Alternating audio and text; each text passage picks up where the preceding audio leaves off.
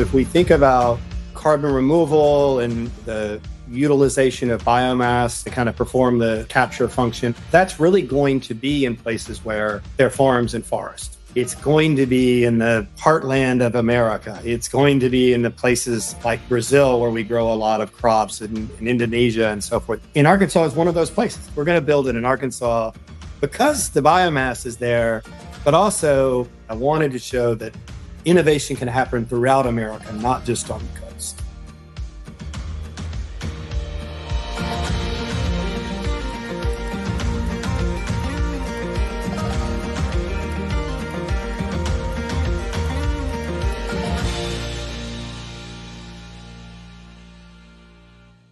Hi, folks.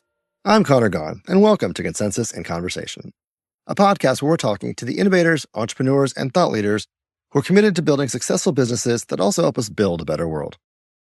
One of the hottest topics in the climate tech and impact innovation space right now is carbon removal. In fact, it's actually kind of crazy we haven't covered it on the show much until now. We've talked a lot about innovations and strategies for mitigating future carbon emissions, and we've also talked to folks like Alfred Johnson of Crux who are adjacent to carbon removal projects, helping them to leverage tax credit transferability to access the capital they would need to scale. We even talked to some folks whose innovations are so cutting edge they end up being carbon negative, like BJ Johnson's ClearFlame, which can convert waste materials into fuel that burns so cleanly it releases less carbon than would have been released by disposing of those materials in a conventional way. But there's a big difference between simply reducing emissions, even to the point of net negativity, and actively working to remove already existing carbon from the atmosphere. My background is finance, so I like to think about it in this way. If your company is so deep in the red due to unsustainable debt, then obviously it's necessary to cut spending. But until you actually start paying down the debt itself, your problem's never really solved. That's why when it comes to combating climate change, carbon removal is kind of like the dream technology. It would allow us to move beyond harm reduction and into the realm of reversing some of the climate effects we've already experienced. The big question is, what does removing carbon from the atmosphere actually look like? Before I really started researching the topic, I'll admit I sort of imagined a super high-tech machine like a giant vacuum cleaner that sucks carbon dioxide molecules out of the sky. Something that's massive in scale, with ultra-precision engineering, I would associate with big firms, big multinational efforts, more so than startups. And the typical line on why such projects don't exist is because those kind of efforts are exactly as capital and perhaps even energy-intensive as you'd imagine. So when I saw an article earlier this year that the largest carbon removal facility in the world was about to begin operations, I was stunned to find out that it wasn't in Geneva or Los Alamos or Palmdale or even Silicon Valley, but Pine Bluff, Arkansas, and that its primary inputs were sawdust and paper mill waste. I needed to learn more about what was going on here and the company behind it. The company is a startup called Graphyte, and I'm excited to have its co-founder and CEO, Barclay Rogers, joining me this week on Consensus in Conversation. Barclay and Graphyte have developed a truly unique approach to carbon removal that they've dubbed carbon casting, which relies not on energy-hungry technological engineering, but rather utilizing nature's own carbon storage processes to trap carbon in the plant waste matter and then seal it away before it can complete the cycle that returns it to the atmosphere. The idea is brilliant in its simplicity. Think back to your high school biology class. Recall that when plants photosynthesize, they work like human lungs in reverse. They breathe in carbon dioxide from the air, it reacts with water and the energy from absorbing the sunlight to create their food, and then they breathe out oxygen. Carbon remains stored in the plant until the plant dies and decays, which releases its stored carbon eventually back into the atmosphere. But what if you could interrupt the decay which releases carbon back out of the plant?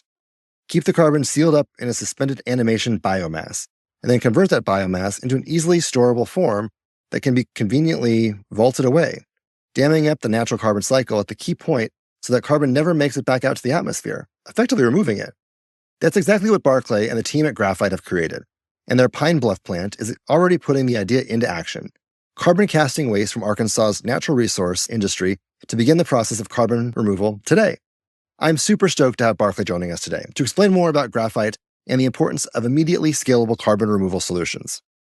Barclay's had a fascinating career path, too, earning first a degree in mechanical engineering, then becoming a practicing environmental lawyer, and then pivoting to entrepreneurship, earning a business degree at Cambridge, and diving into the world of startups and climate tech, including a stint at friends of the podcast, Indigo Agriculture, all before becoming a founder himself with Graphyte. It was a pleasure having him on the show and learning from his unique cross-section of experience. So without further ado, let's jump into the conversation.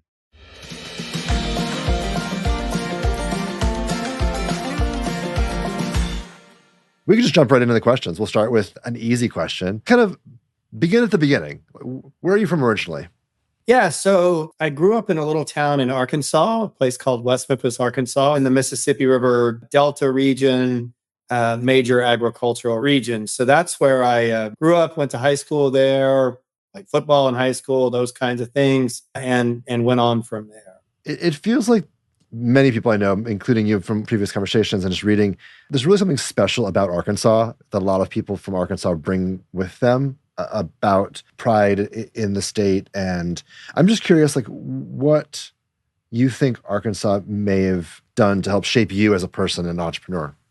The tagline for the state is the natural state, right? And so, kind of deep in its culture and economy and everything is both just a beautiful place or a place to live and recreate. And it's also a real like natural resource based economy, right? So I grew up in an agricultural town, spent a lot of my high school and college years working on farms, right? So very sort of close to the land. And there's also, in addition to an agriculture industry in the state, there's a pretty significant timber industry in the state of Arkansas. And so when I think about Arkansas and how it shaped me, but also how it's relevant to graphite is, with respect to that real sort of that notion of the natural state and wanting to protect the environment, but also leverage sort of natural resources. Right.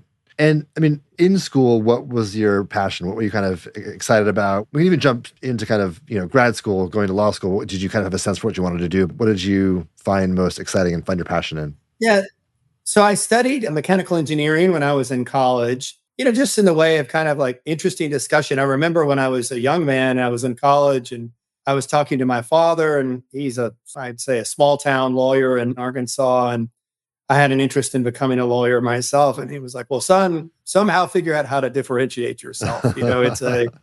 It is a competitive world out there. So figure out what you have uniquely relative to others and try to pursue that. And so when I was studying engineering, I was always thinking about going on to law school, but kind of bringing that technical and legal education together was a differentiator in the labor market and continues to this day. And then, the other piece that I find interesting, it's the story that I wrote for my law school entrance exam, was really the role that agriculture plays in the environment, right? We often kind of forget that agriculture and forestry are the biggest land uses in existence, right? They consume and utilize more land than anything.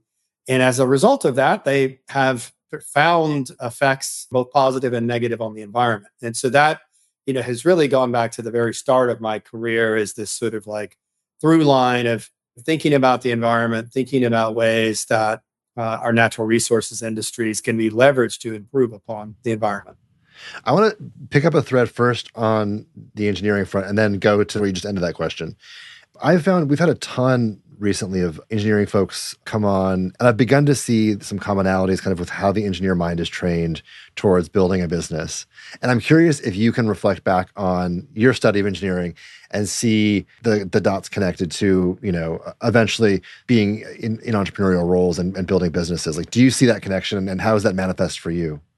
Yeah, I think what does an engineering education really, teach you to do? It teaches you to understand sort of like the basic laws of science, right? So physics, chemistry, like how things work. And then you take those kind of learnings and it's an applied science. You then say, okay, I understand how physics works. Now let's figure out how to build a building, right? Or let's figure out how to make a pump work or a heat pump or whatever, right? And so, that is the nature of engineering. And as I think about it, I tend to view things through this sort of environmental and climate lens. That's the area that I've spent the bulk of my career in. And when I think about engineering there, the thing that's going to move the needle from a climate change perspective is going to be technological solutions. Where do technological solutions come from? They come from engineers, right? Yeah. And so, when I think about it, it's just such a logical combination, or maybe I should say career trajectory is for an engineer to become an entrepreneur simply because, you understand how things work. You can see the need for various technological improvements and you can come up with them. I mean, as you study engineering and then think about going to law school, where did the seed of the passion around environmental awareness and the role of land and agriculture come from? How did that get introduced into the equation? Because I can see, the conversation from an engineer's mind with his father towards law school, but you've got this kind of added element around what specifically connected those dots for you, being agriculture, being land use, being the environment. Where did that come from, do you think, in your upbringing or in how you look at the world, your worldview? Yeah.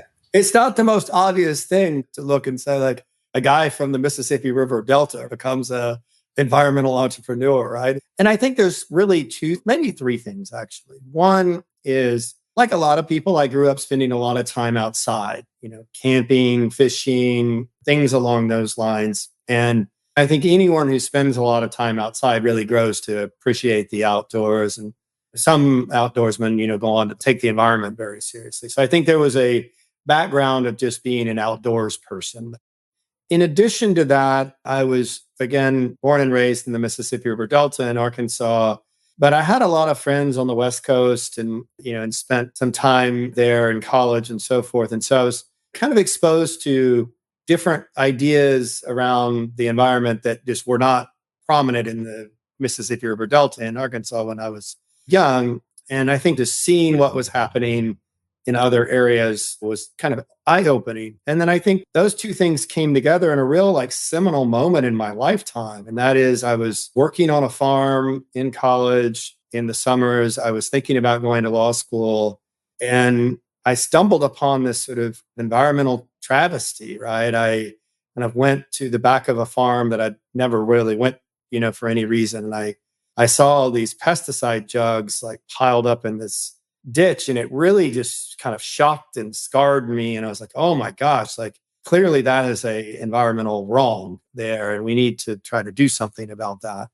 And it was kind of those three things that really, that was my law school essay, is talking about that pile of pesticide jugs, and that really kind of went on to shape my career from there. Wow. It's amazing that we have those memories that kind of help just steer us in a direction that years later we can look back on and think that was one of the inputs. So you go to law school. I guess talk us a little about your career as you kind of begin that and then move really squarely into environmental law from there.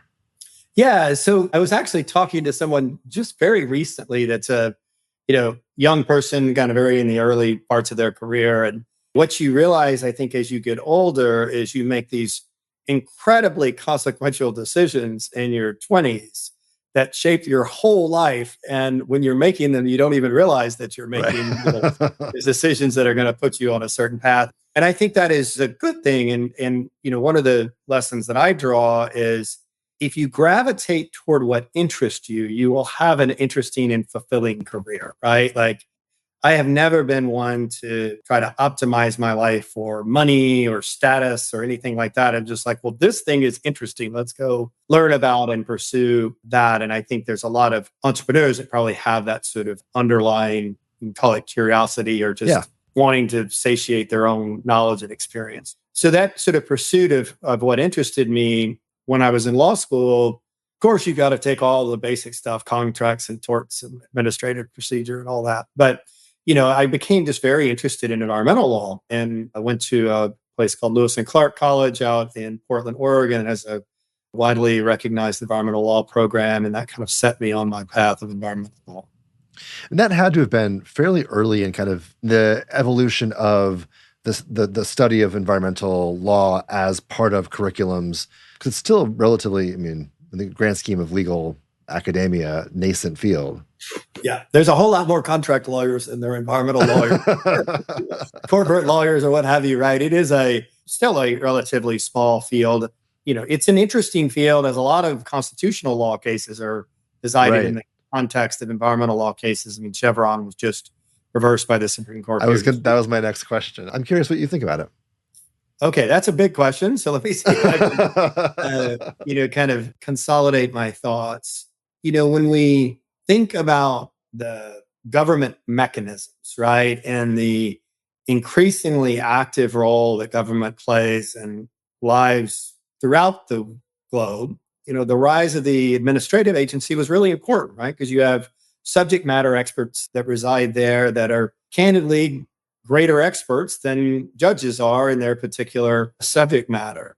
And so the Chevron case, going back to the 80s, was really this sort of recognition of the expertise of administrative agencies. Right. And I believe I'm right to say that that's the most cited Supreme Court decision of all time. Basically, it's a concept called Chevron deference that if it seems reasonable what the agency arrived at, then we'll defer to that agency's expertise. The overturning of Chevron, that's a very significant development in just the notion of how the US government operates, right? And I'll be candid, I'm not a fan. I think the Supreme Court's probably made a pretty significant error because now, we're going to overburden the judiciary with trying to decide things that are candidly outside their area of expertise. Right. So it's going to slow things down. It's going to arguably remove expertise from the system. And I think it's a mistake. I mean, I've been listening to a lot of business podcasts because that's the kind of dork that I am. And what's fascinating is I actually think that the corporate community is equally skeptical.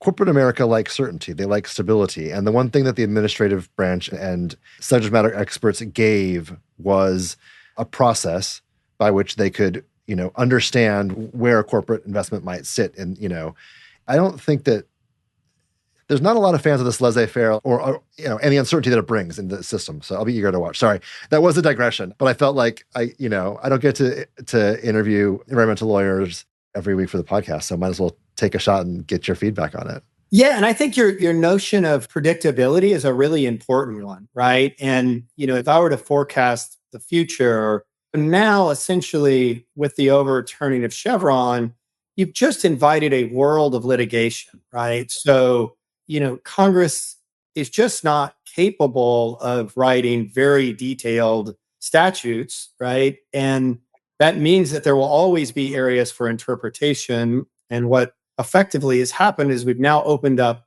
every one of those interpretations to de novo review. We're going to just look at it, for the first time. There is no deference. And it's just going to invite a tremendous amount of litigation, a tremendous amount of uncertainty, and a lot of delay. Yeah. So let's get back to your career. You're practicing law for a while, and at some point you make the decision to pivot into more of an entrepreneurial path. And so I want to hear about the moment you had that realization that this was the path that you wanted to follow. What sparked that pivot for you? Yeah, it's there's a good story here, right? And so the story was I'd been practicing law for about 10 years. I think the overall sort of reflection I have on my legal career is that, the law is great and it's fun and it's intellectually engaging, but it is very piecemeal, right? It's just case by case, one by one. There is no kind of systemic change that results from the law. It's just very incremental. And I think it took me a while to realize that it's also very you're pointing out problems, right? It's like there's a problem with this, there's a problem with that. It's very rarely are you focused on any kind of solution. So, against that backdrop, I was starting to think about doing something else. And I was in the law firm office late at night. Lawyers work very hard. It was 2:00 in the morning on a Sunday night. And I was at the coffee machine or something. And I got up to go back to my desk and I saw the senior partner of the law firm in the office at 2:00 in the morning on a Sunday. And I realized, oh, that's where this ends, right? Is that it may be lucrative, but it's painful. And I need to go do something different that I can, build something of value, but also solve problems, right? I think that's the other part of being an entrepreneur. It's not just about making money. Often it's just not even primarily about making money. It's about solving a problem that exists in the world. Yeah, building something. So what did you do? Yeah, so, as a lawyer, I was like, well, I don't know, how do I become a business person, right? And so I didn't have necessarily any training. I was an engineer from college and so forth. And so I decided to go to get an MBA because that's what I thought business people did. And so I went to the University of Cambridge over in England and got an MBA there, basically as a kind of a career reset or a pivot point, right? To say, okay, well, I have an MBA. I can call myself a business person now. Yeah. And this brings you into the business world. So give us kind of a bit of the career trajectory and some of the kind of entrepreneurial stuff that we see in between your law career and Graphyte itself. Yeah. So I came back and I said, well, okay, I want to become a business person, right? Like, what kind of business person do I want to be? And, I really thought a lot about the problem solving nature, right? Like, again, it's what I am motivated by. And I suspect a lot of other entrepreneurs are motivated by is like, well, let's go do something. Let's go fix a problem that exists. In my own case, I felt like startups were the way to do that. Other people can do that differently, but startups is where I wanted to focus my attention. And so I jumped right in, right? So I joined a startup actually in the carbon removal space, very early in that space, a company called C12 Energy. And we were out doing geologic sequestration of CO2 before it was a cool thing to do. And so that was the kind of start of my business career. And my startup career was just coming out of business school and joining C12 Energy. Were you conscientious even then, like the space of environmental business is where I want to go, coming from environmental law? Or was that kind of just nature of having an environmental law background and was an easy dot to connect? Yeah, I mean, I think there's a combination of a few things there. As one, go back to the advice that my father gave me of like, well, just somehow do the thing that you're sort of uniquely positioned to do. So I think combining the environmental law and engineering is very logical to get involved in, carbon or natural resources startups. And the other bit is like, this continues to be in sort of driving force in me today is like, there are huge problems to be solved, particularly in climate change. And, what do I want to do with my life, right? I want to make a meaningful impact on society. And so getting involved in carbon related startups just seemed like such a logical fit. Yeah. I mean, you've been involved in a few entrepreneurial ventures. And I remember when we spoke, you had this great quote that you enjoy kind of the opportunity to puncture the founder mythos.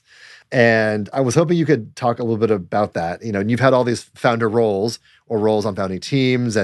But what do you mean by that? And how does that intention shape the way that you actually operate now, at the helm of Graphyte?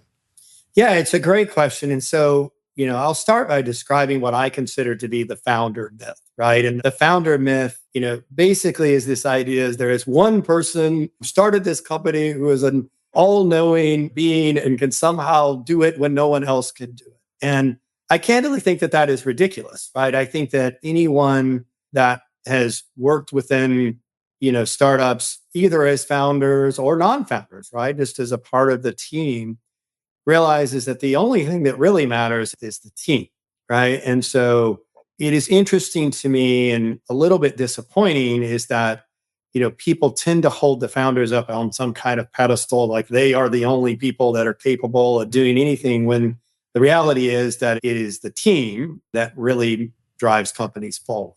Yeah. I mean, it has certainly been accompanied by so many examples of these cult of personality types that I think helps perpetuate it. I mean, everyone knows some of the names that we would all mention in that class, but I love that you have this kind of contraposition. I think it's worth spotlighting. So I think it's a much healthier way to talk about business building, Yeah, totally. And, if you go and like just think about a lot of things, right, it's like leadership does matter. I don't want to pretend that it doesn't, right? But what I really want to stress is the fact that innovation occurs with lots of people pushing companies forward, occurs like by teams. It goes back to like my high school football coach, said there is no I in team, right? And it's still like I repeat that to this day, 50 years old, and I'm still recanting the mantra that my high school football coach gave me, right? And so that sort of recognition that it is the team that wins the games, right, is what I really want to draw attention to. It's armies that win wars, right? It's not generals. Now, that said, when we kind of think of the personalities that get a lot of attention as visionary entrepreneurs, Steve Jobs, a good example. And things did happen because Steve Jobs just willed them into being. And so I don't want to discount the role of leadership, but I want to recognize that the team is the one that actually delivers. Yeah, I love that. Okay, last kind of pre-Graphyte question, but it's a good setup, I think, was I want to hear about your time at Indigo Ag. We had Ron on the podcast last year, and we had such a fun conversation. They're doing such cool things. So I'm curious kind of what it was like to work there for Ron. We'll make sure to send this clip to him directly. So yeah, good. Say good things. Hello, Ron. It's good to talk to you through this intermediated way. Been a little while since we've chatted. So I loved working at Indigo, still love Indigo and pulling for them every day. I'll go back and kind of tie a few things together here. Is one is in my own personal trajectory, this notion that agriculture has such a meaningful role to play in the environment and in climate change and so on, just because of its footprint, right? Its geographic footprint is important, right? And so when you think about indigo agriculture, like what is it doing? It's effectively looking to lessen the impacts of cultivation of crops through its microbial products, right? Its seed treatment products, right? And similarly, it's looking to convert agricultural land into a carbon sink, right? By, incorporating regenerative farming practices. And so that really matters, right? And it matters because of the footprint of agriculture. And it matters because bringing new technologies to bear in a relatively established industry can change the trajectory of an industry.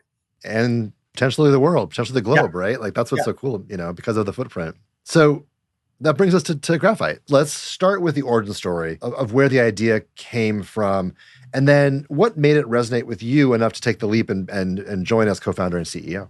Yeah. So when you think about kind of what graphite is doing, let's just kind of like start at the highest levels. So, when you're thinking about carbon removal, there's really kind of a couple of categories that emerge as you have what is called durable carbon removal. And that's just, you're very certain that you removed, a ton of carbon dioxide from the atmosphere and it's going to stay out of the atmosphere for a very long duration of time. So when you think about in that category, the technology that most people talk about is direct air capture with geologic sequestration. And you've got other forms of carbon removal. I was just talking about indigo agriculture and agricultural soil carbon, nature-based solutions that likewise can remove carbon dioxide from the atmosphere, but it's just a little less certain and a little less confident with respect to the duration that it's going to stay out. So there's a pretty broad push in the carbon market for removals, that is, technologies that are actually removing CO2 from the atmosphere as opposed to preventing it from being released. And within the removal category, there's a lot of focus on durable removals, right? Okay, so there's kind of like the frame of the challenge. When you start to look at various durable carbon removal approaches, there's a lot of challenges, right? And the challenges basically can be distilled down into two, perhaps even one variable. It's energy and money. All right. And that is if you are trying to separate CO2 from atmospheric air, it's 400 parts per million roughly of CO2 concentration in the atmosphere. That means a 0.04% solution. It takes a lot of energy to separate a 0.04% solution of anything. And so that's the big challenge, right? And it's the reason that so many of these technologies are so expensive is because of that kind of fundamental dimension of just the energy required to do the CO2 separation or the capture. And so where graphite came from was really a collaboration between a guy named Chris Rivast and me. And so Chris Rivast is a partner at Breakthrough Energy Ventures. Breakthrough Energy Ventures is Bill Gates' climate-focused investment fund. Chris and I have known each other for close to 15 years now. He's a very smart and talented technical mind, and he had been sort of thinking about that core challenge about the energy and thus the cost of various carbon removal technologies. And he was kind of just noodling on the idea of like, well, this is what plants do. This is what photosynthesis is, right? Is CO2 separation and turning it into more concentrated carbon materials, i.e. plant matter. And he's like, there's just got to be some way that we can leverage biomass, plant matter, and turn it into a durable carbon removal. And just out of the blue one day, Chris called me up and said, hey, I've been thinking about this. And we just started talking, thinking, refining, trying to come up with a way to render biomass inert, ensure that it doesn't break down over long durations of time. We resulted in what we now call the carbon casting process. And Chris and I essentially convinced each other, right? That is like, I think this will work, and it's like, I think this will work. And I think we could, it just sort of back and forth until finally we had sort of developed a hypothesis around why it would work technically, a commercial case of why we thought it would work from a commercial perspective. And at that point, I decided that it was worth the leap because I felt like the world needs this. Okay. The world needs a low cost, low energy input, durable carbon removal solution. And, we had the funding secured to get started. And so we jumped and off we went. So I want to hear about. I can conceptualize how you get to, or how collectively you convince yourself on the technical side of things. We've got the solution. The question, I guess, is how did you get the certainty on the business side of things that the total addressable market was there, and that we talked again about this a little bit before, like that this kind of had a scale solution. So that's kind of, I think, a lot of these ideas are great, but they bump up against the reality of like, all right, how do you do this at scale? So I'm curious how you thought about and addressed the business equation once you had on paper the technical answer. Yeah. What was that process of the business kind of confidence come from? Yeah, it's a really good question. So let me see if I can break it down into three parts. So one was, let's look on the demand side or the revenue side of the equation, right? So as we look at the various climate projections that are out there, right? And the current, greenhouse gas emissions, the changes that will be required to alter our trajectory and stay within scenarios, there's going to need to be a lot of changes in the status quo, right? Business as usual case. Okay, so that's kind of like step number one, is realizing that the economy is going to have to change if we are going to keep the planet habitable.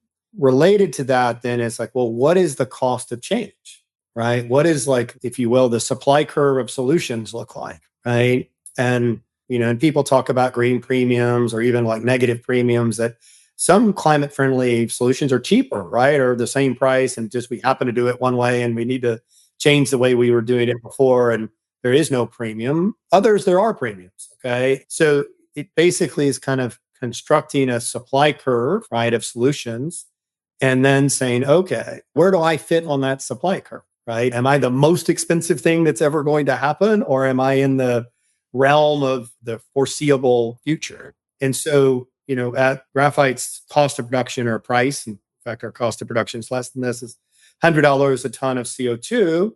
We're in the money, okay? Like, that is relatively on the low end of the supply curve of solutions. So that's kind of like the core demand story. That's step one.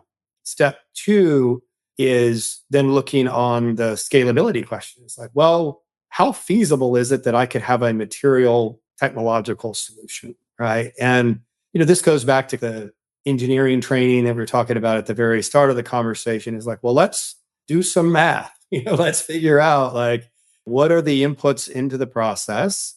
If I were to, scale this technology to 1 billion tons of carbon dioxide removed per year, what does that look like from an input perspective? And are there enough of them out there, right? Is there enough, existing biomass residuals from existing industries to provide carbon removals through carbon casting at 1 billion tons of CO2 per year? And the answer is yes. And if we needed more, how much land would it take if we were to go and purposely grow biomass for carbon removal purposes? Okay, it's not that much land. We could actually replace some of our current crops cultivated for other reasons and divert them for carbon removal reasons, if that's what society wants to do. So that's kind of the supply side of, like, looking at it and saying, like, how feasible is my technological solution given the inputs, and particularly like at a meaningful scale?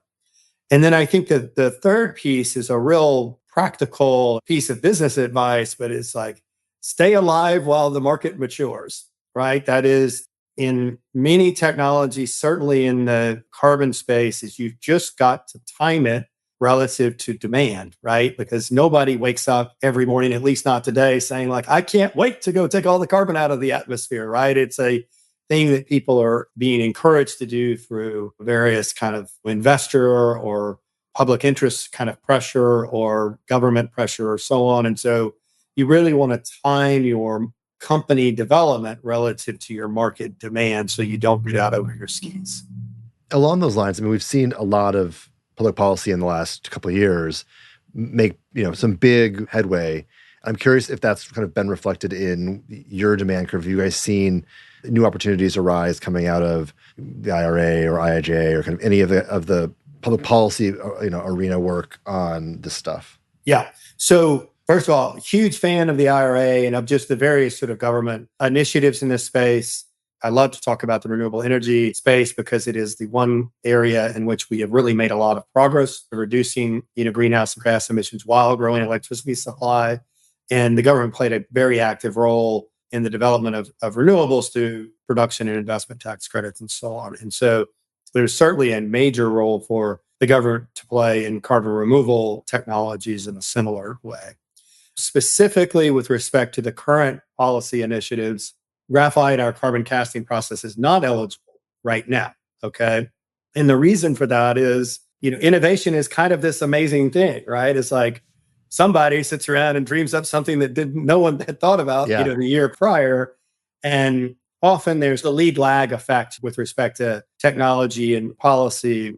And so, we conceived of carbon casting effectively after the IRA was written, right? And so it is not a part of any of those provisions. We're in active discussions with the US government to try to discuss ways in which we might become eligible. And that's an attractive thing from a public policy perspective too, because of the relative low cost of our approach compared to others. I was just going to say, what's interesting is you're almost a bit of a dark horse when it comes to carbon removal, right? You're not sexy is not the right word when it comes, but like front page of Wired, more inclined to cover direct air capture and kind of the technology-ish version of carbon removal. I'm curious how you interpret that compliment, that you're working side by side with all the other technologies in the space, but how do you internalize or think about kind of what all's happening in this space and your role vis-a-vis the rest of the folks in the sector? Yeah, I love this question. I love the concept of the dark horse because I think it really recognizes the role that innovation plays, right? Like somebody comes up with a better mousetrap and it's like, oh my gosh, there is a better mousetrap. And so I think that's certainly the way that I see, biomass-based solutions, or kind of called biker solutions in the industry lingo, is if you go and look at the data, it's pretty amazing, right? When you look at the amount of durable carbon removals, that biomass-based solutions are something like 97% of total durable carbon removals to date, okay? Much of the conversation is around direct air capture and so on, but actually, like the numbers, like the tons coming out of the air, are occurring primarily from biomass-based solutions today. Now, that said, let me talk about a few things. Just like everything, there's a supply curve, okay? And there's a need for many different types of durable carbon removal. And we need to focus on, in my mind, two fundamental things. In investing in high-cost technologies to see if we can come down the cost curve, that is certainly the bulk of the conversation today, and a lot of the focus on existing, buy-side and government policy initiatives is somehow trying to bring technologies down the cost curve. But two, and this is what I like to call the both and approach, we need to do that first thing, but we also need to focus on technologies can deploy at scale today. Okay. And this is why I like to talk about renewable energy generation. We've continued to research nuclear fusion going back for more than 50 years. We appear to be on the verge of the cusp of sort of some major breakthroughs in that space. But if you look at all the action that's happened, right, in terms of actually lowering greenhouse gas emissions in the electricity generation space, it's been mostly about renewable development or renewable deployment, and to some degree replacing carbon-intensive coal with natural gas. Right. Okay, so this is what I call the both and. Let's focus on, bringing down the cost of high-cost technologies, and let's focus on deploying technologies that are relatively affordable today and get them to scale. I think this is the perfect segue to, you have given this talk, which I think is brilliant, where you talk about the time value of carbon.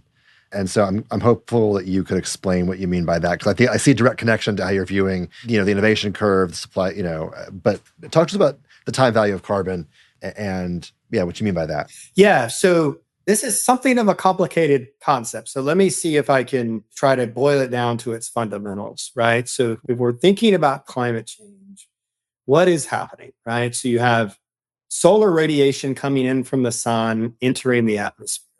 That heat, that energy value is getting captured by the greenhouse gases in the atmosphere. And that's why we have climate change, right? As there's more greenhouse gases in the atmosphere, it's capturing more of the heat. Where does that heat go? Well, the ocean is essentially like one giant heat storage device. And so that heat is accumulating in the ocean. That is having a lot of effects, but we can kind of like boil it down to all of the immediate climate effects associated with that, like hurricanes and so on. We just, had Hurricane Beryl just literally the last several days.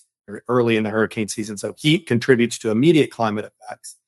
But the second part, this is really where the time value of carbon part comes in, is like every unit of heat that got stored in the ocean, when we solve the greenhouse gas concentration problem, well, that heat is just going to come out, right? And we're going to prolong the climate effects because we're releasing the heat that was previously stored in the ocean. We tend to forget all about this, okay? And we tend to think about in 2050, we're going to achieve a net zero target. And we're not really thinking much about all of the heat that's been stored from 2024 to 2050, for example.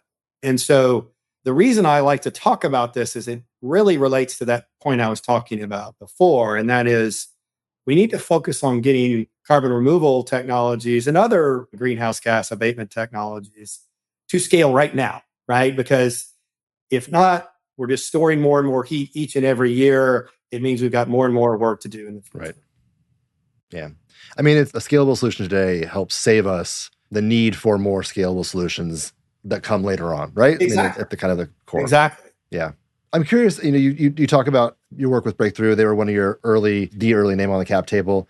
I'm curious, I have this hypothesis, and you've heard a lot of people say this, that the next wave of unicorns is coming from climate tech and clean tech. And so I'm curious how kind of the investor world received you when you went out to market. What do you think about kind of how investors are seeing the opportunities in front of them to invest in some of these, innovations and hopefully, technologies that are going to do some good for the world? Yeah, I mean, I'll tackle this, from a very kind of high level at the start, and we kind of work our way down, right? So if you go back and look at like the history of civilization, right? Like what happens is you have either problems that beget inventions or inventions that just alter the trajectory of the economy, right? We can think of things along the lines of we had everything propelled by horses, and that led to a major problem with manure in the streets and limited distances you could travel and so on and so forth. And then the car came along, right? Henry Ford and the Model A. And then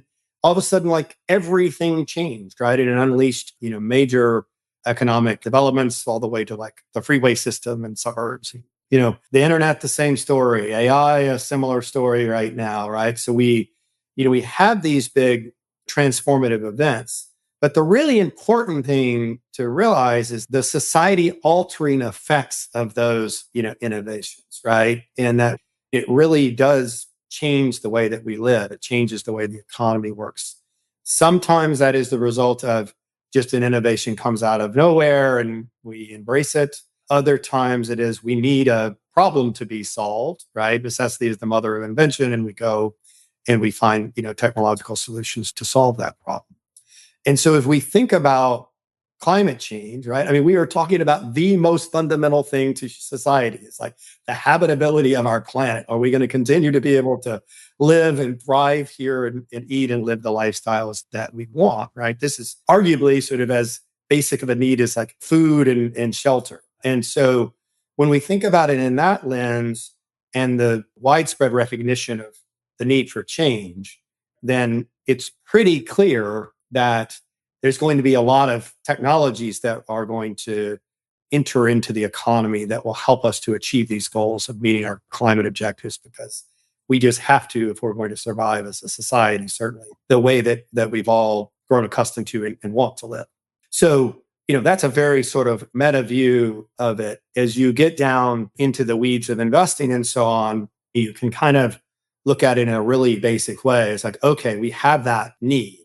How compelling is your technology with respect to some of the core dynamics like cost, energy, durability, and so on? And so graphite in our carbon casting process, just fit in very, very nicely there, that like we need a lot of durable carbon removal, and we have a low cost, low energy way of providing it. Yeah. The other question I wanted to just dig in on, you're from Arkansas, obviously a big part of who you are. I'm curious, Graphyte's first facility, I think, and the biggest operation of its kind in the world, I believe, is in Pine Bluff, right? So I'm curious, why that was important to you. And when you are there, what does it mean for Pine Bluff and for Arkansas to kind of be at the tip of the spear here? Because that's a pretty, awesome claim for the community. Yeah, I mean, this part really just warms my heart, right? And I think there's two sides to this story. Both of them are very positive, right? And so if we think about carbon removal and, the utilization of biomass to do that, to kind of perform the capture function and then enter in engineering to perform the storage function, is that's really going to be in places where there are farms and forests. Okay. It's going to be in the heartland of America. It's going to be in the places like Brazil, where we grow a lot of crops, and in Indonesia and so forth. And so I think that's, in Arkansas, is one of those places. It is the natural state. It is a natural resource industry state. At its heart, there's an intersection in Pine Bluff, particularly where there's forest land to the west and agricultural land to the east. And we're using the byproducts of both of those as feedstocks into our carbon casting process. So that's kind of the objective side of, why Arkansas, why build our first project there. And then I think there is the personal side, and that is that I grew up in Arkansas. My grandparents, all four of them, lived within 30 miles of Pine Bluff. And as a kid, I used to go there to shop for my school clothes, for example. My grandmother would take me to the local shopping mall there. And so I had a real personal tie to the state of Arkansas, and particularly to Pine Bluff. I spent close to 20 years outside of Arkansas, the majority of that in San Francisco, and sort of the hotbed of startups. And when I thought about starting Graphyte, and I thought about just my overall life, I was like, I know where we're going to build our first project. We're going to build it in Arkansas because the biomass is there, but also just from a personal perspective, I wanted to do something like that in my home state, right? I wanted to show that innovation can happen throughout America, not just on the coast. Yeah. It's part of your story. Yeah. That's awesome. I mean, as you look back, do you have a sense yet for what you want your legacy to be? I think the main thing, I'll say two things. One is I don't care about my own legacy. I think, what do I want Graphyte's legacy to be, right? I want Graphyte's legacy to be, there's the largest carbon removal supplier in the entire world, right? We came, saw the problem, found a relatively straightforward and scalable solution, and we went like hell after it, and we did it, right? I think, I'm always amazed, right, when I'm just looking around and I see the number of iPhones and just smartphones in people's hands. And I wonder if Steve Jobs realized what was going to happen, right, with the introduction of the iPhone. And, I think it's hard, right, when you look at the early days of a company. Of course, you have these ambitions, and sometimes you exceed them wildly. I suspect that Steve Jobs wildly exceeded his greatest expectations. And I want to do the same. I want to exceed our expectations. I'm tired of us as a society thinking about climate change as a problem that's somehow going to burden us and prevent us from living the lives we want to. I want us to just bring technologies to bear to solve it and get on with living our lives. That is an inspiring, I think, way to capture this entire conversation. So as we wrap up, I just want to, give us where we should send folks to learn more about Graphyte. What do we want to plug? Yeah, so please just, take a look at our website, www.graphyte, that's with a Y, so graphyte.com. We're also active on all the social media channels. You can find us there. And we will put all of it in the show notes. Thank you so much for taking the time today. Your work is really exciting, and we can't wait to watch more news and updates coming out of Graphyte. Thanks for taking the time today. Awesome. Thanks, Conor.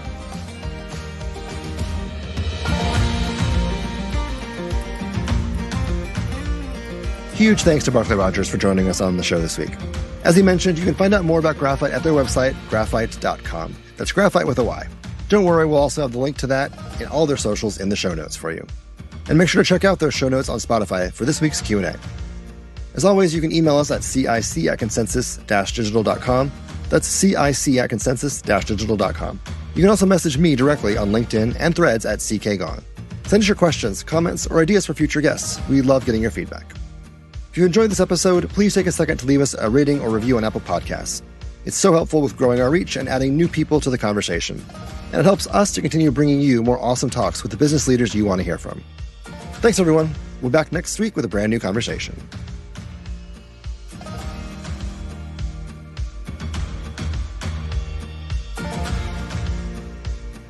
Consensus in Conversation is hosted and executive produced by me, Conor Gaughan. The episode was produced by Will Gatchell and Jeff Rock, with editing from the good folks at Reasonable Volume. Special thanks to the Consensus team, including creative director Kate Tucker, Greg Hergel on research, and Patrick Gallagher on strategy. Consensus in Conversation can be found on Apple Podcasts, Spotify, YouTube, or wherever you listen. Consensus in Conversation is a podcast by Consensus Digital Media, produced in association with Reasonable Volume.